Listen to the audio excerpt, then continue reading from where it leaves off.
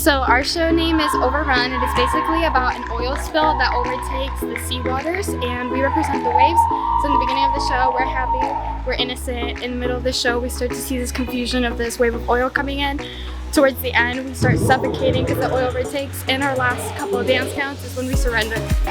Our show is about the Vietnam War. Our show really represents the difference between when they were actually in the war and how they reacted when they got home from the war and their families. So throughout the show, we're switching our emotions. Hi, we're Timothy. Our show this year is called Love the Weather, and it's a narrative about forgiveness and other things you go through throughout your life, and it's really talk about the weather. The A-Guard show is called You're Not Here. There's a rocking chair in the middle of the floor, and that kind of represents memories of someone that used to be there that was important to you in your life, and all the memories that you still have and celebrate to this moment. So.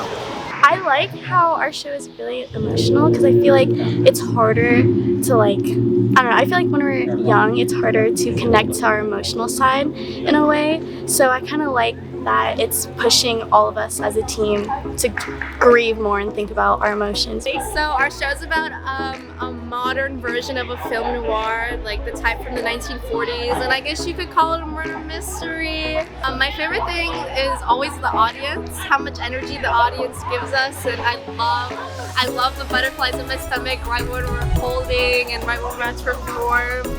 I know a lot of people get nervous, but that's what pumps me up. I love the nerves. We are Oviedo High School. Our show is about Anne Frank and the isolation of being stuck in the attic for all that time, and the struggle and the fear that they faced along with that journey. And the room changes as the show progresses, so it's all the different perspectives. So our show is kind of something new. We don't have music, but we have more of a podcast explaining how humans walked and how we became from quadrupeds, which is walking on all fours, to bipeds, which is walking on two feet.